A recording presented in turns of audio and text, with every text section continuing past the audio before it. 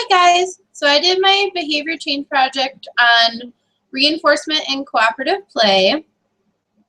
So starting with my participant, I had one participant who was 5 years old. We'll, for the sake of this assignment, call him Henry. And he was diagnosed with autism by a child psychologist and a BCBAD. This diagnosis involved a parent interview, review of medical documents, the early learning measure, the child autism rating scale, 2nd edition, and observing the client. And so as far as the setting, the intervention was conducted in his living room, which was also connected to the dining room and a hallway.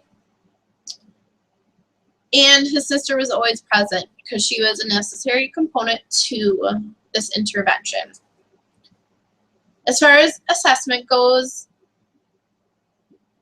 I started by talking to the parent about it a little bit because he is a client of mine currently, and just talking about play in general, and then found out that he wasn't really accepting his sister's play options. So like he didn't want to play what she wanted to play. So that's kind of where I started, and then started this intervention. Well, first I did a baseline and then an intervention. So we just observed how he played with his sister during baseline, and then we did the intervention. So I'll talk about the intervention a little bit.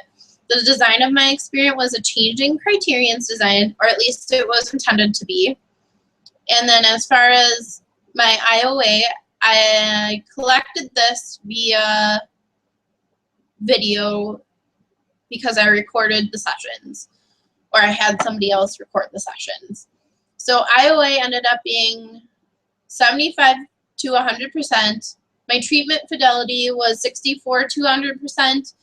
And then my IOA for treatment fidelity was 93 to 100%. So the intervention involved a few components. It involved him playing with his sister. It involved a first then board. So basically what we would do is we'd have them both pick out activities, put them on the first then board, and say, first we're going to play this activity, then we're going to play this activity. Then we would observe them for a specific amount of time, and then after amount of time, if the behavior occurred during that time, we would reinforce both of them. And we took whole interval recording data. So the intervals were 30 seconds, and we started at an observation period of 2 minutes. And so the results show that the mean duration that this behavior occurred was 0.46 minutes, so a little under half a minute. And then I'll show you my graph real quick.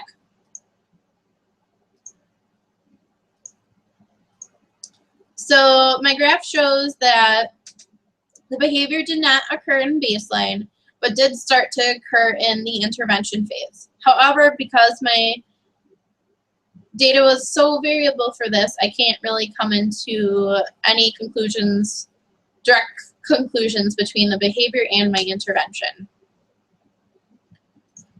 So a little bit of a discussion. So I have some limitations. First of all, we all had a narrow time to collect data, so that made it a little bit harder to get more data. I wasn't able to get generalization and maintenance data. Had I had more time, I could have done that. My IOA and treatment fidelity did not meet criterion. As far as my IOA, unfortunately, the 75% occurred during the last session, so I wasn't able to retrain the individual. Had I had more time, I could retrain them. As far as my treatment fidelity, I could retrain them, and I retrained them in the procedures and talked to them about it, and then watched and observed them and gave them feedback. And as far as the design was intended to be a changing criterion design, but he only stayed in the 2 minutes, and data was too variable to move on. And then finally, last but not least, there were some staff absences and also his sister was unavailable at certain times, so I couldn't get data on certain sessions. So that is my behavior change project. Thank you for listening, and I look forward to listening to yours.